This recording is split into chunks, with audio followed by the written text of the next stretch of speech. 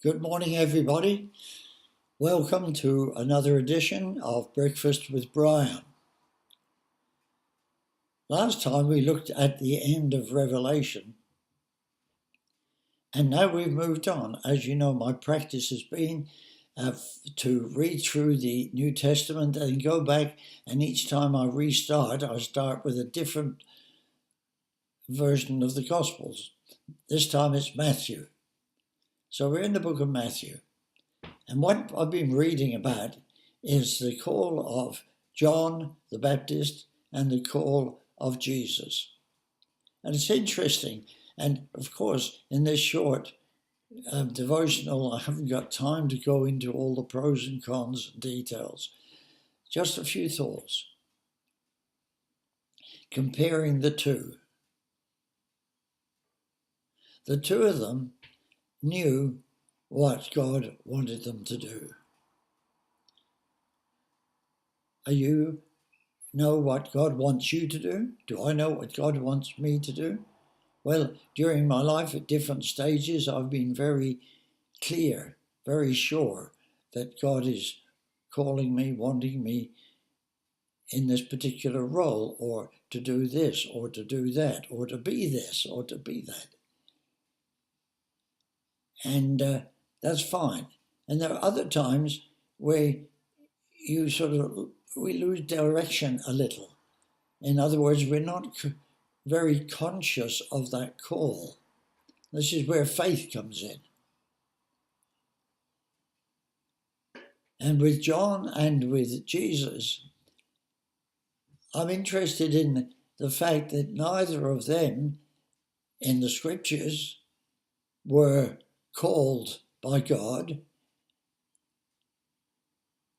directly. It was through their parents. It was to the parents that God appeared and spoke to them. Now, when God calls us, he knows us exactly. He knows what he wants us to do with our lives. And it may not be for the whole of life from the beginning to the end that we follow the same calling. For example, here with John and Jesus, their ministries were incredibly short, very short. And I've found that in my own life, there is an underlying calling, underlying ministry. I'm trying to think of another word, and I can't. But it's mainly dealing with people. It's mainly dealing with pastoral matters.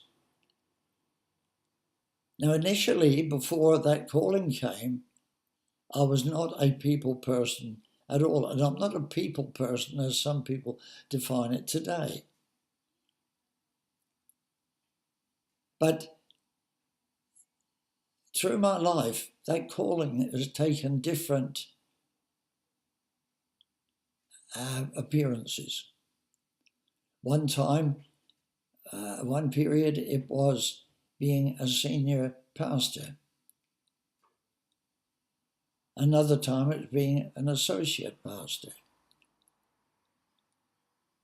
Another time, it was leading a group. Another period, like now, it's preparing these short breakfasts with Brian. We don't always stay in the same ministry. Some people do, like Billy Graham, for example. He was in that evangelistic ministry all his life, and we tend to feel that that's the norm. But I think the norm is more a fluctuating, changing thing, because it's not our ministry, it's God's. And what God wants to do in us and through us, he does. That's what we have to be open to each day. The important thing, whether we know exactly what the calling is or is not, we need to be certainly sure each day that we are open to God leading and guiding us this day. That to me is a beginning.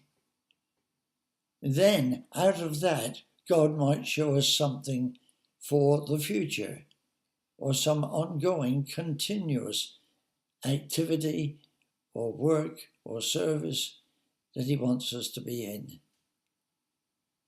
But going back to John and Jesus, their whole aim in life was to serve the Father. Jesus said that. I don't do anything really that I want to do, only do what I see my Father doing. John the Baptist wanted to be sure that he was on track in preparing the way. And one time he sent disciples to Jesus to say, look, are you the one or are you not the one? Because he had some doubts, and we have some doubts about our calling. Nothing wrong with that. Just keep trusting God each day that he will lead you and guide you in the way that you are to go. That to me is the basic, most important thing. Don't strain after ministry, after service. God will make it clear what he wants. I hope that's been helpful to you. God bless you, and goodbye from Breakfast with Brian.